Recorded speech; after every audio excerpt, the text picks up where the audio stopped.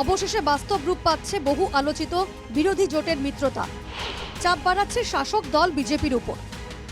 অসম জাতীয় পরিষদের সঙ্গে কংগ্রেসের আসন সমঝোতা প্রায় শেষ। অসম জাতীয় পরিষদকে প্রায় 10 থেকে 12টি আসন ছেড়ে দিচ্ছে কংগ্রেস। বরাক উপত্যকায় একটি আসন পেতে পারে লুরিনের দল।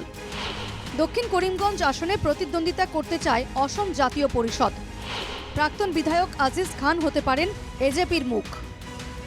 এদিকে রাইজোর দলের সঙ্গেও আসন সমঝোতা নিয়ে অব্যাহত আলোচনা। 10 থেকে 12টি আসন পেতে পারে রাইজোর দল। 2 থেকে 3টি আসন নিয়ে রাইজোর দল ও কংগ্রেসের মধ্যে দর কষাকষি চলছে। আলগাপুর কাটলিছড়া দিসপুর আসন চাইছে রাইজোর দল। আলগাপুর কাটলিছড়া আসনে রাইজোর দলের প্রার্থী জহির উদ্দিন লস্কর। শীঘ্রই আসন সমঝোতা নিয়ে আশাবাদী অখিল গগৈ।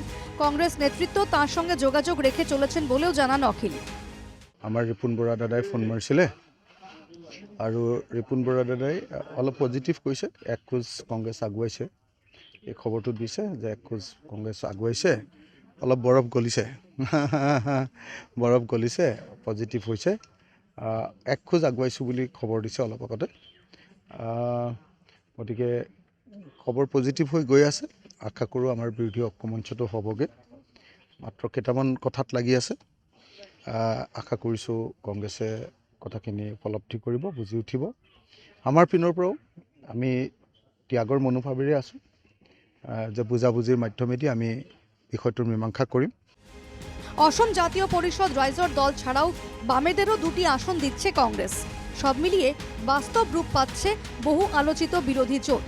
কিন্তু প্রশ্ন হলো, আসন্ন ভোটে কতটা প্রভাব ফেলবে বিরোধী জোট? বিষয়টি নিয়ে মুখ্যমন্ত্রীর মন্তব্য, বিরোধী জোটের কোনো কিছুরই স্থিরতা নেই। কব ৰাতিপুৱা কিবা কব, দুপৰীয়া আকৌ কিবা কব। গতিকে বিৰোধী পক্ষৰ দলখিনিৰ ওপৰত আপোনালোকে একো সিদ্ধান্ত ল'ব নোৱাৰে। যোৱাকালিয়ে মই পেপাৰবিলাকত দেখিছিলোঁ আজি কিবা প্ৰেছ কনফাৰেন্স হ'ব বুলি, এতিয়াতো শুনা নাই একো। গতিকে তেওঁলোকে আগদিনাখন কি কয়, পিছদিনা তেওঁলোকে নিজেও পাহৰি যায়। কিন্তু গুরুত্বপূর্ণ বিষয় হলো, বিরোধী জোটের বাইরে রয়েছে বদরউদ্দিন আজমলের এআইইউডিএফ। আসন্ন নির্বাচনে কি হবে এআইইউডিএফ এর ভূমিকা? কারণ এআইইউডিএফ এর উপর নির্ভর করবে বহু আসনে বিরোধী জোটের সাফল্য। Bureau report, NKTV Bangla.